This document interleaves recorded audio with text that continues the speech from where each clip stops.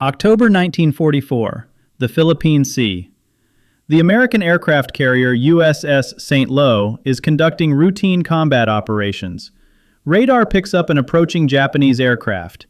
Anti-aircraft guns open fire, but the pilot doesn't change course. He's not trying to drop his bombs and escape. He's aiming for the ship itself. Seconds later, the Zero slams into the carrier's deck at full speed. The explosion rocks the massive vessel. Less than an hour later, the St. slips beneath the waves. This is the first successful kamikaze attack in the history of the Pacific War.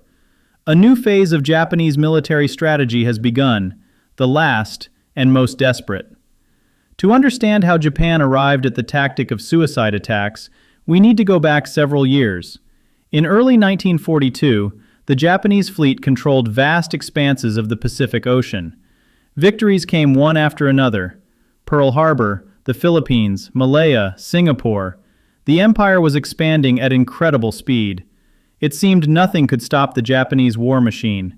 But by June 1942, the tide had turned. The Battle of Midway became a catastrophe for the Imperial Navy. Japan lost 4 aircraft carriers and numerous experienced pilots. These were irreplaceable losses. American industry was producing ships and aircraft faster than Japan could destroy them. The balance of power was steadily shifting against Japan. By 1944, the situation had become critical. The Americans were slowly but surely advancing toward the Japanese home islands. Saipan, Guam, the Mariana Islands. Each defeat brought the war closer to Japan itself. Japanese aviation losses were catastrophic. Experienced pilots were dying one after another, and the newcomers couldn't match their level of skill. Training was reduced from several years to several months, and then to just a few weeks. The Japanese command faced a brutal reality. Conventional air attacks were becoming increasingly ineffective. Young pilots couldn't accurately drop bombs under fire from American anti-aircraft guns. Most aircraft were shot down before they could even release their payloads. A new solution was needed. And that solution was terrifying in its simplicity.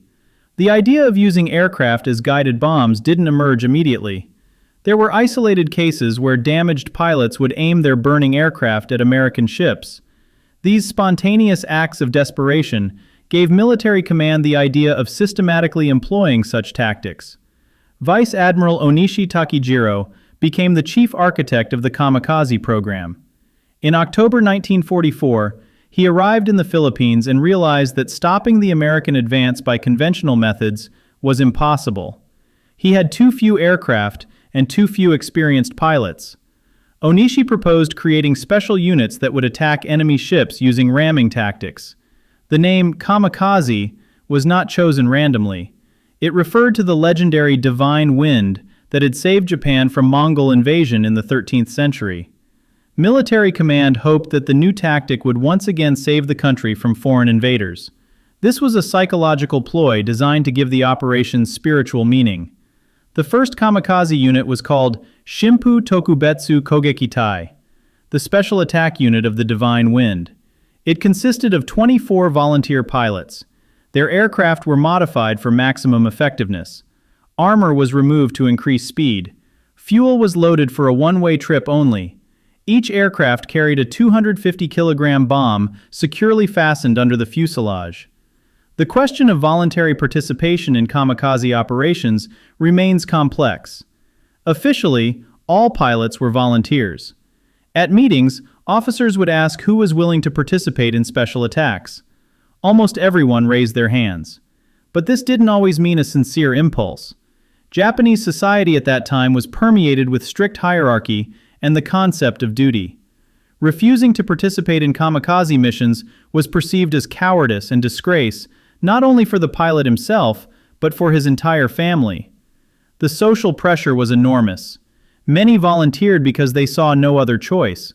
To refuse meant betraying comrades, commanders, the emperor, and the entire nation.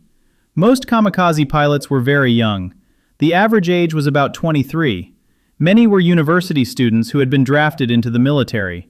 They received accelerated flight training, just a few months instead of the required years. They were taught to take off, maintain course, and perform basic maneuvers. Many weren't taught to land at all, it wasn't necessary. Before takeoff, pilots underwent a ceremony. They wore hachimaki, white headbands with a red sun. They drank ceremonial sake. They received blessings from their commanders. Many wrote farewell letters to their families. These letters have survived and provide insight into the thoughts of young men facing death. Some wrote about honor and duty. Others confessed fear and doubts. Still others simply said goodbye to loved ones. October 25, 1944 marked the first organized kamikaze attack. 5 aircraft took off from an airfield on Luzon Island in the Philippines.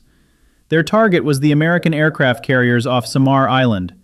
Only one plane reached its target, piloted by Lieutenant Yukio Seki, the unit commander. His Zero crashed into the aircraft carrier St. and sank it. The success of the first attack shocked both sides. Japanese command saw the effectiveness of the new tactic. 1 aircraft and 1 pilot had destroyed a ship whose construction took months and cost millions of dollars.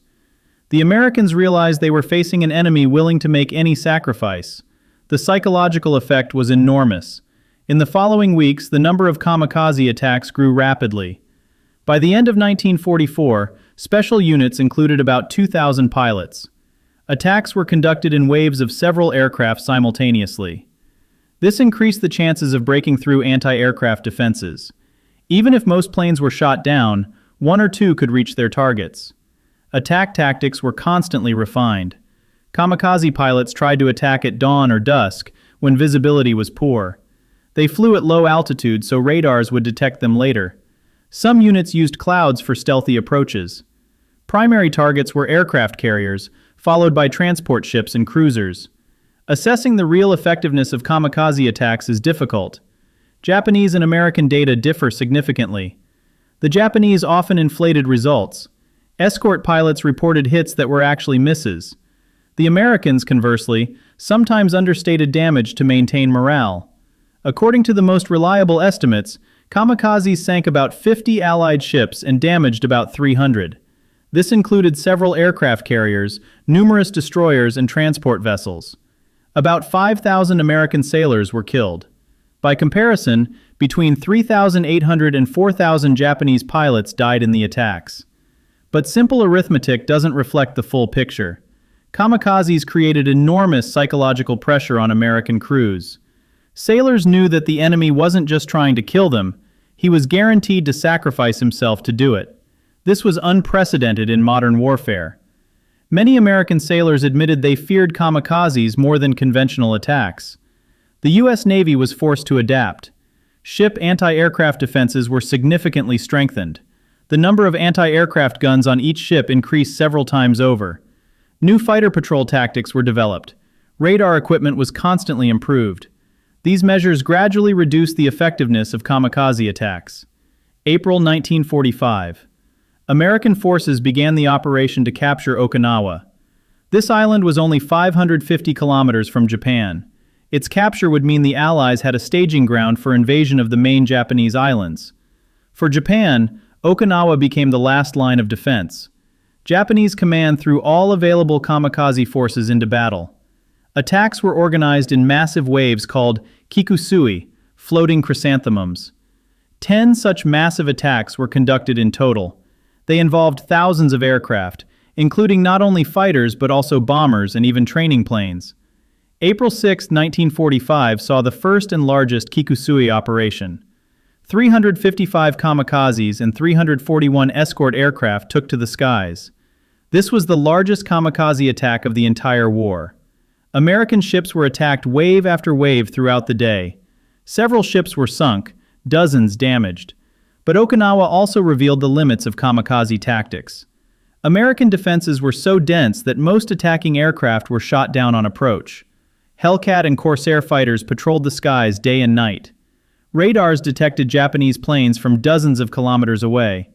Naval anti-aircraft fire became so intense that the sky over the fleet turned into a solid wall of explosions.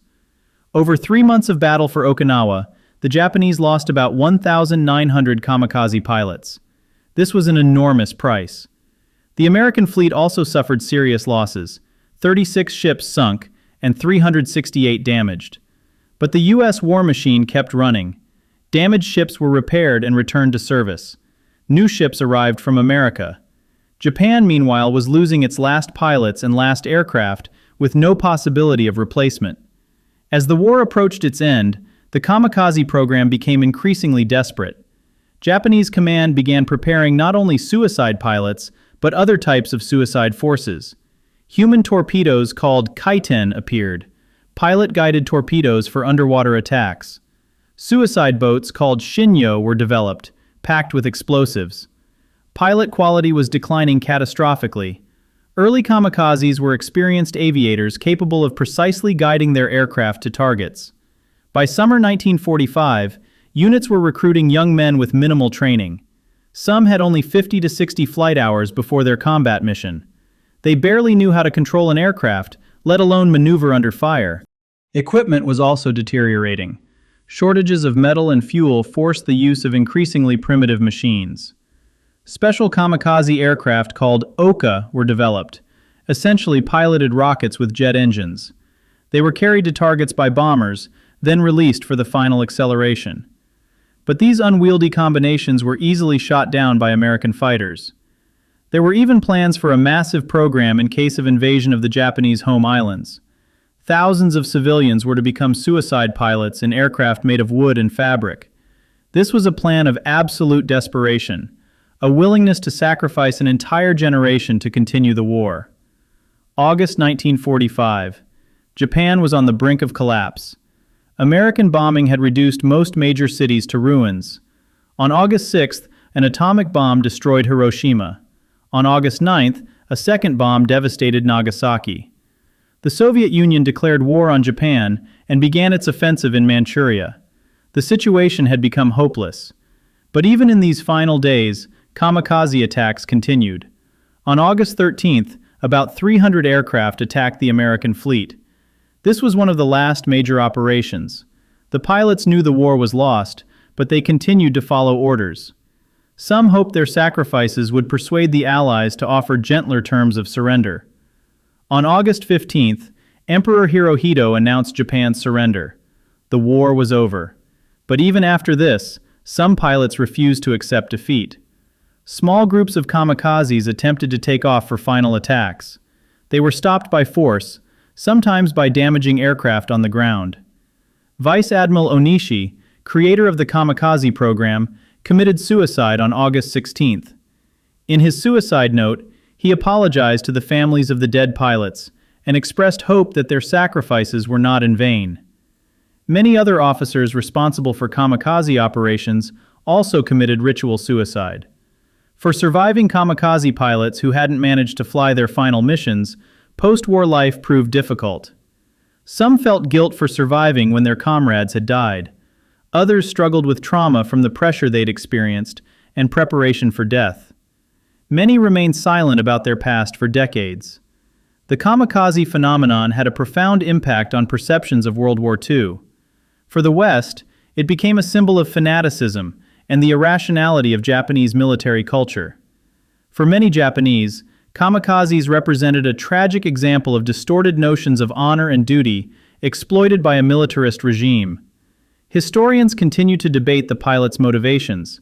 Were they truly volunteers driven by patriotism, or victims of pressure and propaganda? The reality is likely somewhere in between. Each pilot had his own motives: fear, duty, desperation, hope of protecting family, or simply the impossibility of refusing. The military effectiveness of kamikazes also remains a subject of debate.